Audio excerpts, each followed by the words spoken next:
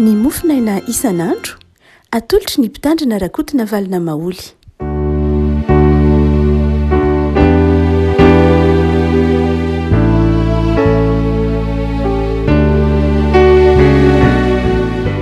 Mpifanarana no iarabanantsika hatratrity zoma fahatelo ny volana janoary ity.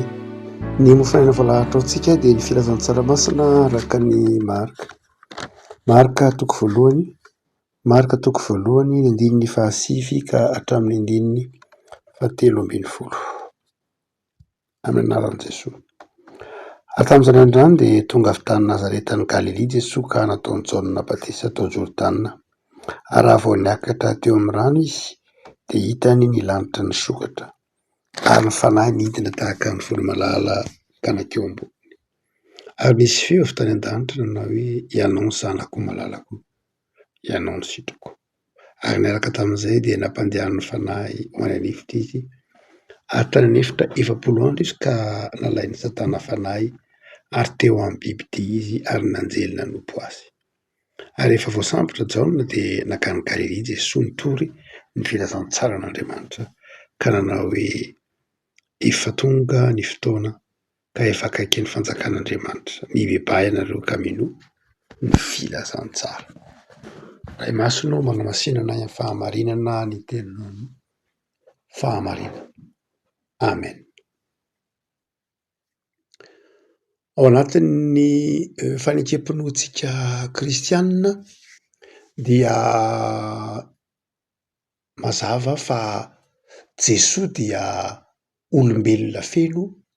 ary Andriamanitra feno.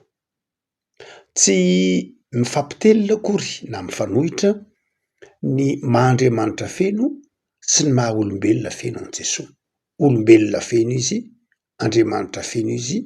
tsy mifanohitra akory ireo. Tsy mifamono ireo. Marika dia maneho an'izay fotom-pinoantsika izay na ny marimarina kokoa nalaina koa tao anatin'ny filazantsara izany fotom-pisainana izany maha-olombelona an' Jesosy ary maha-Andriamanitra azy. Maha-olombelona feno azy, nanana fonenana izy, nanana loharanony mpoilana tety arana, mety noana, mety vizana, mety nitomany, olombelona feno. Nefa nasehony koa ny Andriamanitra feno azy, ny vahagagana nataony, ny tsy nahampanota azy, ny nanana ny fahefana nampitsahatra ny feno zavaboary, nanana ny fahefana namela heloka, nanana ny fahefana nandroaka ny demony.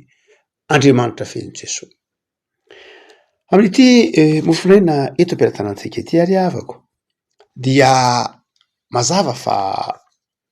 Jesosy no resahana eo. Jesosy natao batisa, nataony Jaona mpanao batisa batisa. Olombelona Jesosy. Ary asehony marika amin'ny andininy ity koa nefa ny maha-Andriamanitra an' Jesosy.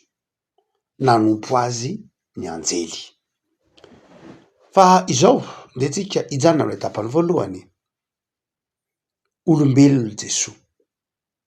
Ary inona ny tiany marika tantaraina koa raha amin'ny tantara ity batisan'i Jesosy ity izy. Isika izao mantsy mahafinaritra antsika ny miresaka ny batisa. Mahafinaritra satria indraindray lohahevitra miteraka fisarahan-tsaina. Mahafinaritra ny olombelona moa mampanota azy ny miresaka zavatra mampisaraka indraindray. Miresaka zavatra mampifandona. Satria toetra ao anatin'ny olona mampanota azy ny fifandranitana, toetra ao anatin'ny olona mampanota azy ny fitaomana mifanohitra. Tsy ilay fahasamihafana loatra, ny fahasamihafana iny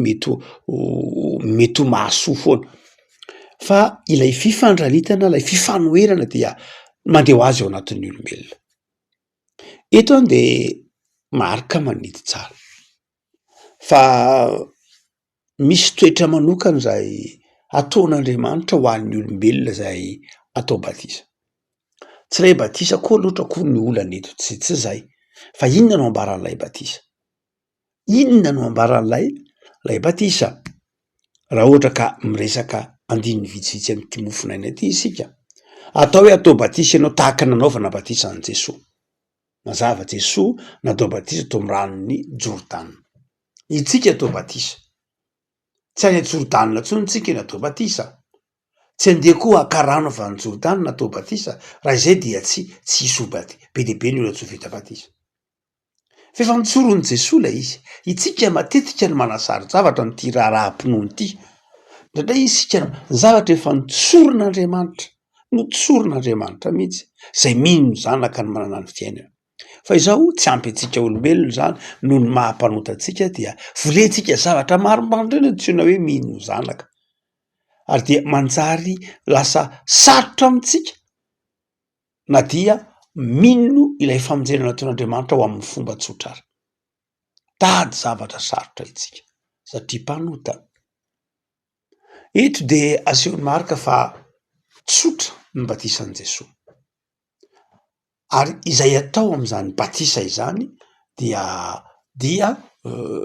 manaraka ny batisan'i Jesosy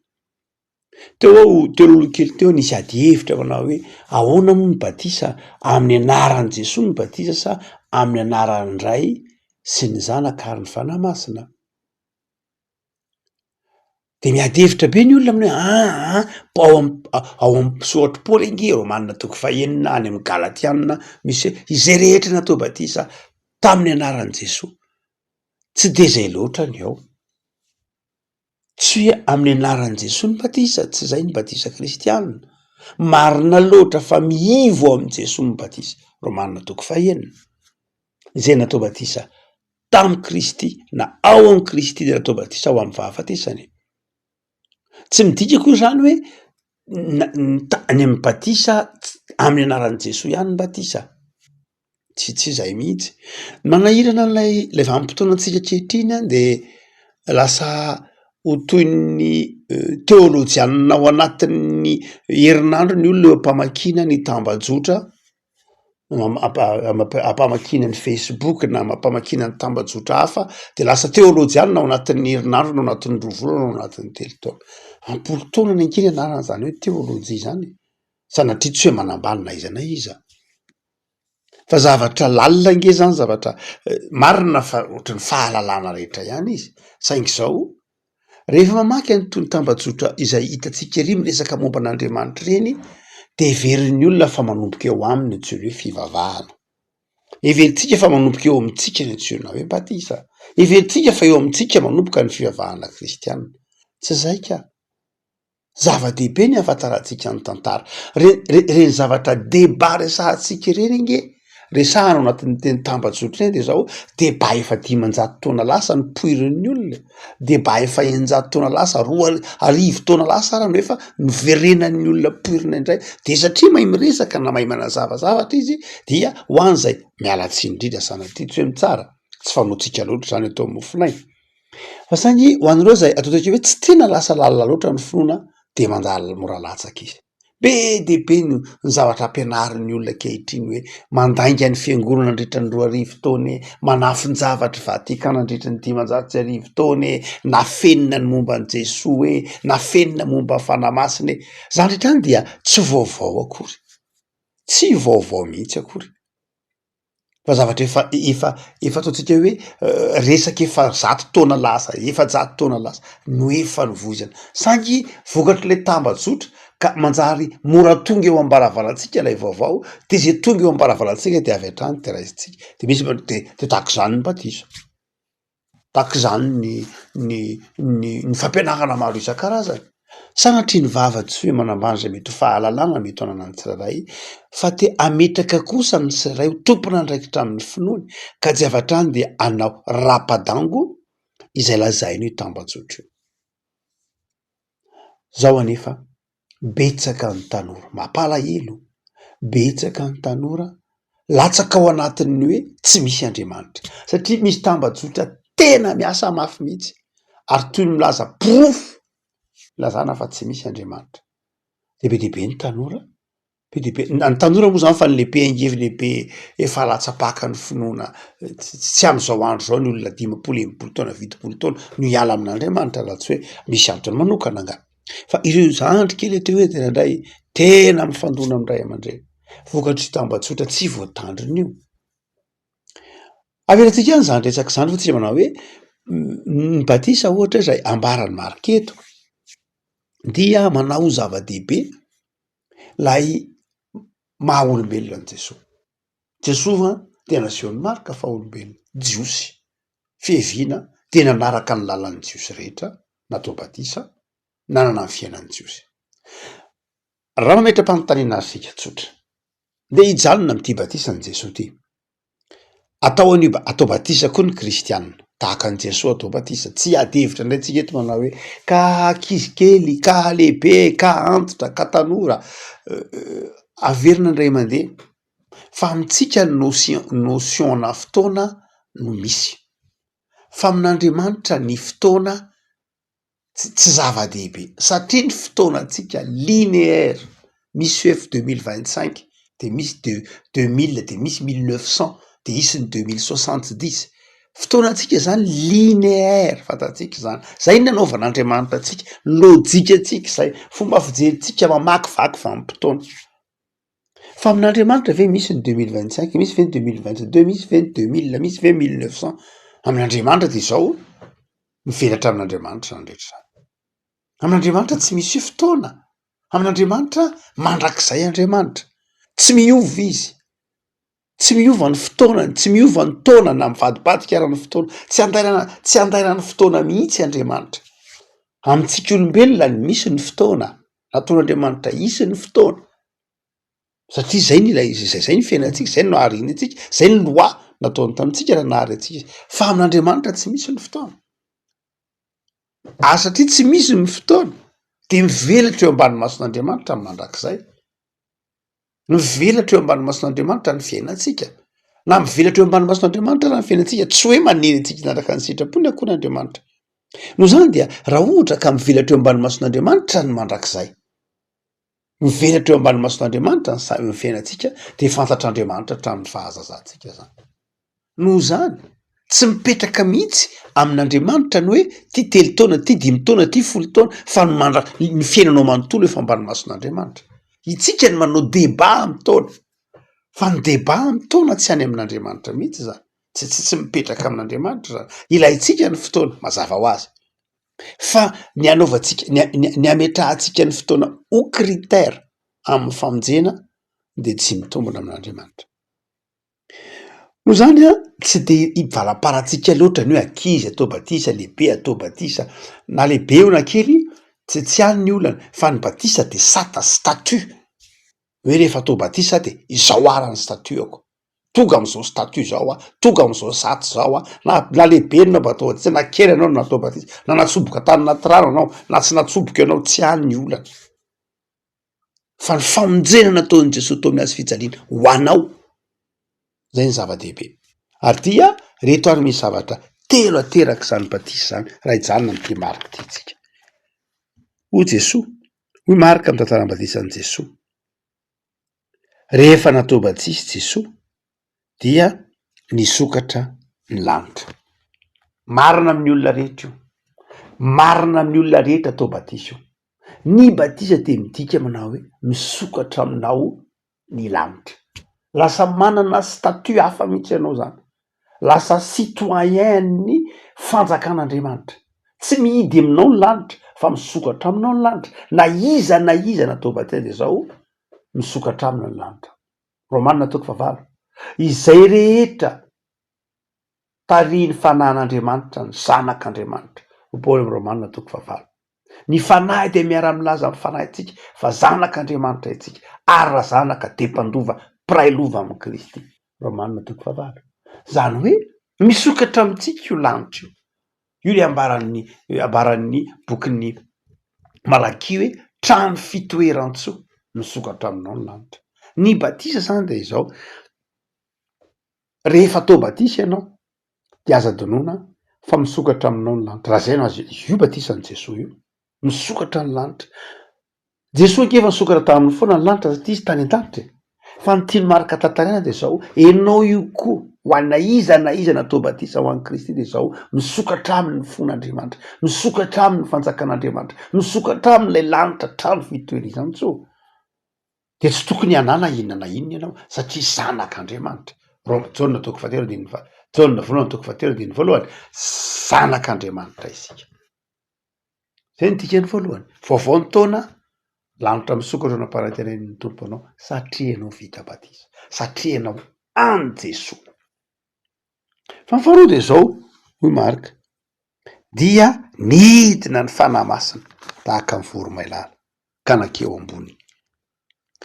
ka nakeo amboniny keo ambonin'ny Jesosy io tsy hoe niditra tao anatiny nakeo amboniny inona ny dikany nakeo amboniny teo amboniny zany hoe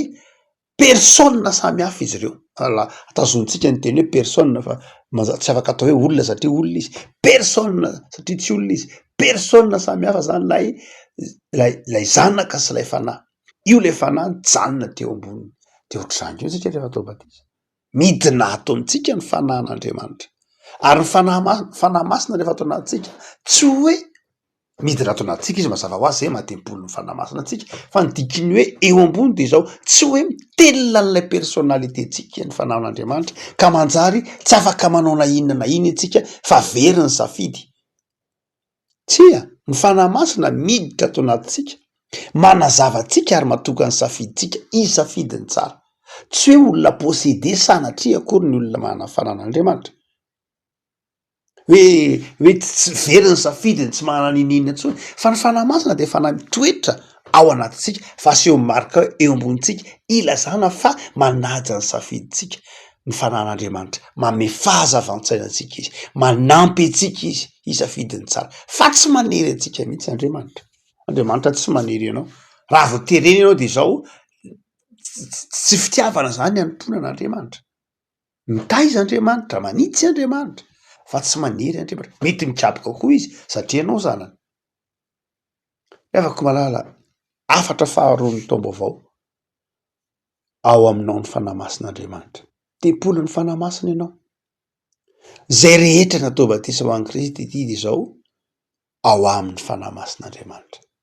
ao aminy hoy tsika manao hoe ny batisa dia amin'ny anaran'ny Ray sy ny Zanakary ny fanahy masina ary io tsy am'izao taonjato ianantsika izao ihany zay mahatonga antsika miresaka manao hoe ny teolojia nge anarivo taonany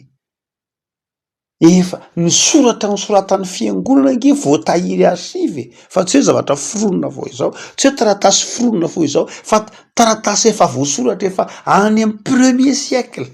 de efa voalaza fa mibatisa de amin'ny anaran'ny Ray sy ny Zanaka ary ny fanahy masina fa tsy hoe vao tamin'ny 1900 na tamin'ny 2020 fa efa ilia efa 2000 taona lasa zay nefa voasoratra hoe ilio batisa ary tsy hoe ty baiboly ty ihany manazava an'izany fa nisoratra tamin'izany fotoana zany dia amin'ny anaran'ny Ray sy ny Zanaka ary ny fanahy masina de misy olona tsy mety mino azy tsy mety mino zany satria tratran'le fotom-pisainana hoe zao ihany le vanim-potoana de dia eo vo heveriny hoe manompoka amin'ny batisa ny batisa tsy amin'ny andronao akory vo misy fa ny batisa efa 2000 taona lasa mihoatra azy ary ny olona zay atao batisa de zao misokatra amin'ny lanitra mirotsaka amin'ny fanahy masina fa ho ihany Marika manazava de rehefa vita zany de zao rehefa vita zany batisa zany de zao nentin'ny fanahy masina nitononona aloha hoe ianao ny zanako malalako ny olona rehefa atao batisa de zao tononony tompo amin'ny batisa ny batisa zany de zao fananganana anaka mandre lay fanahy masina mibitsika ao anatin'ny olona hoe zanako ianao tiako ianao famborahan'Andriamanitra fitiavana amintsika ny batisa na iza atao batisa de zao teneniny tompo ny fanahiny hoe zanako ianao fa itsika olombelona ndraindray ny manasarotsy zavatra am'ty raharaha ampinoana ity efa nitsoron'ny tompo zanako ianao noho ny am' Jesosy ry havako vaovao ny taona ny afatra fahatelo zanak'Andriamanitra ianao tian'Andriamanitra ianao malalan'Andriamanitra ianao tsy marika ianake amy tantaran'izany hoy Jeremia mpaminany fitiavana mandrakizay no tiavako anao izany napaharetako ny famindram-poko aminao ry havako afatra fahatelo am'ty taona ity zanak'Andriamanitra nge ianao tiany ianao ary rehefa zanaka moa de atao inona tezaina rehefa zanaka de atao inona velomina rehefa zanaka de atao inona tafiana karakaraina hajaina zany nataon'Andriamanitra aminao. Toko men'Andriamanitra anao zany am'izao taona vaovao zao. Faefatra de zao, io ihany Jesosy lay zanak'Andriamanitra, lay olombelona, nalaim-panatiny an'efitra izy. Mandalo efitra. Ny fiainany zanak'Andriamanitra de mandalo efitra. Tsy misy mpanompon'Andriamanitra tsy mandalo efitra na désert zany. Mandalo azany daholo tsika rehetra. Ny fotoana fotsiny samy nanany ny azy. Misy efa nandalo ny azy 20 taona lasa, misy mandalo ny azy am'izao ankehitriny zao hoe tena za zao tena ao anatin'izany efitra zany mihitsy aho zao. Ohatra misy miteny an'izany zao, na misy miteny ny azo ao efa mba vitako fa efa mba tonga aty am'le fitahiana mahatritrika, na misy maneho ny azo ao de tena tsy fantatro fa de efa mba milamina ary faseho mariky eto fe zao. Na iza na iza natao batisa ho an'i Kristy de zanak'Andriamanitra de zao mety mandalo efitra izy, mandalo désert, mandalo fahasarotana, mandalo fizaham-toetrany finoana, mandalo fizaham-toetrany zavatsarotra, ary hoy marika hoe tena ndraindray de zao eo anoloanao mihitsy le biby ty. Zany hoe ndray tena fizaham-toetra tena tsapanao mihitsy ny haromontany zao tontolo zao, te hitelina te aniny. Biby ty teneny marika eo nge tsy hoe biby fa nisary anihony zany de zao hoe lay fahasiahany lay fizaham-toetra, fahasiahany lay pakafana, fahasiahany lay ratsy. Betsaka ny olona nandalo am'zany tena mahery setra lay ratsy, le fizaham-toetra. Mety ho aretina le izy, mety ho tsy faz, mety ho ara-panahy le izy, mety ho materiel le izy, mety ho fizika le izy, be de be lay endrik'isehoany lay biby ty aseho amin'ny marika eto hoe zavatra eo anoloana. Avako malala. Vaovao ny taona de zao miaraka eo akaikinao eo ny anjelin'Andriamanitra. Ty marika tenenina am'le anjely de hoe eo Andriamanitra. Ao anatin'ny efitra io de zao eo lay ratsy. Te hitaonanao sy animbanao fa zao eo ankilanao koa Andriamanitra miaro anao.